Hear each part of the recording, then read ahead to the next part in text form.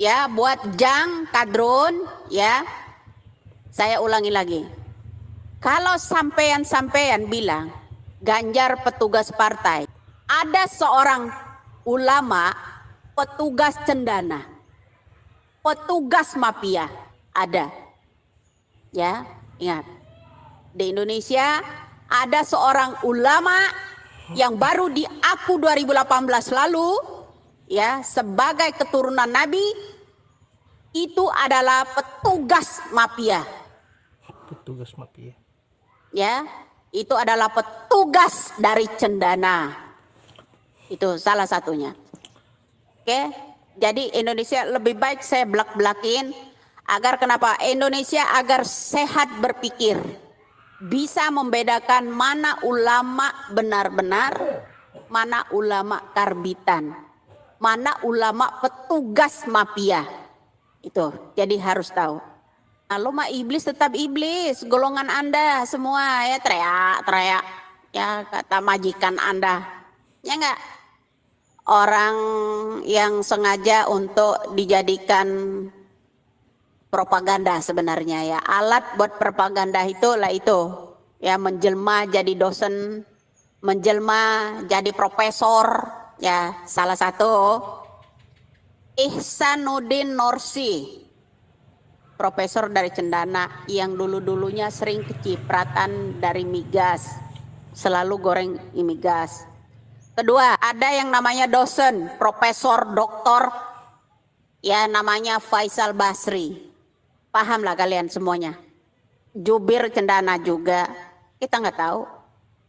Selalu sebut ya bahwa kedua orang ini prop semua ini pengamat. Rocky Gerung juga begitu. Emang kita nggak tahu. Mereka itu ya kru-kru Cendana yang sudah lama. Ya kru-kru Cendana yang sudah lama. Ya membiak di situ. Ya. Lihat. Ya. Jadi saya sampaikan apa adanya. Kru-kru Cendana di sana semua yang menyerupai profesor, doktor, ya ada 3. 1, Ihsanuddin Nursi.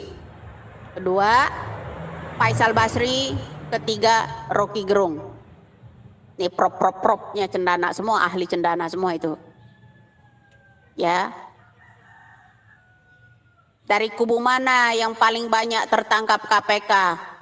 Oh, kok kubu-kubuan, bro? Yang jelas yang dari KPK itu ya, yang banyak disidangin ini yang dari Demokrat yang jelas, nggak hitung-hitungan.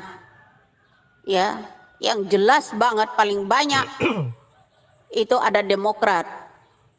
Termuda bahkan si Bilkis kemarin ada umur 24 tahun, pasir penajam pasir ya, penajam pasir. Itu ada namanya Bilkis, koruptor termuda dari Demokrat. Ya, belum lama ada juga kasus dari Apeng, ya Apeng, masalah fungsi alih hutan dan kelapa sawit, ya Raja Sawit urutan ke-28 loh, ya itu Apeng Surya Darmadi, itu melibatkan yang namanya Tamsir Rahman dari Riau, ketua Demokrat di Riau. Ya sampai ratusan miliar. Ya itu juga. Paham ya di situ. Jadi ingat ya. Jadi apa yang nggak mau dong mulangin duit itu sendiri. Apakah ini nanti terkuak pula bosnya masalah fungsi alih hutan dan pembalak liar ini akan dimintai keterangan lagi. Kalian tahu kan pembalak liar itu siapa? Yaitu salah satu Adeline Lis.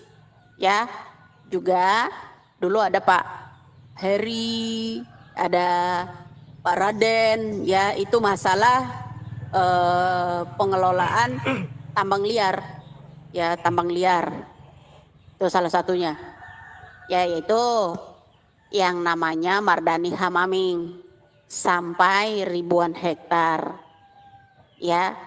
Nah, ala kalau panas aja lo bahas, mulai teriak-teriak gerwani, ingat. yang berteriak gerwani itu dulu ya, siapa ini namanya, Mas Legend 86 ya, akun Legend 86 bro, dengar simak ya yang di YouTube Legend 86 2010 lalu yang mengangkat isu gerwani itu adalah Alfian Tanjung. Alfian Tanjung menyebutkan bahwa SBY itu adalah anak gerwani.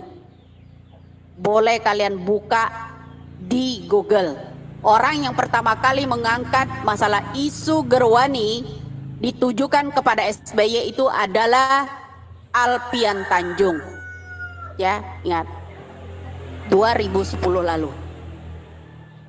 Ya, 2010 lalu yang mengangkat tentang gerwani yang ditujukan kepada Bapak SBY itu adalah Alfian Tanjung. Itu loh ya. Jadi harus tahu. Ya makanya kadrun di iniin, jangan bilang ini ya, jangan bilang kita ngawur. Buka Google-nya kalau kalian percaya, nggak percaya. Nggak ada ngawur itu Jang. Ya. Isu gerwani, makanya kurang media. Kalian Mas BY kacian di lo nggak punya media sosial. Nih, makanya dia baru melek di zaman Jokowi ini, ya kan?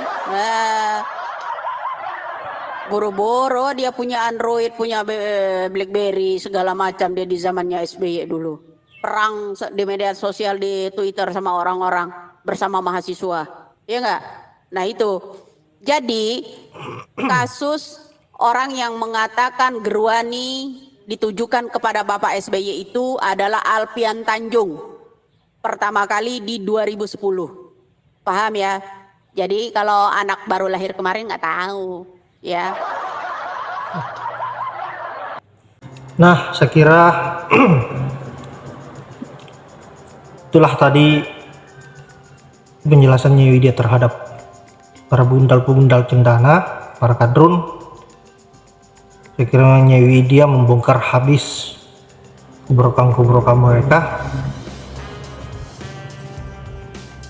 Inilah yang kita tunggu dari sosok Sri Kandi NKRI. Semoga kedepannya lebih banyak lagi Sri Kandi yang menyuarakan sebuah kebenaran demi keutuhan NKRI ini.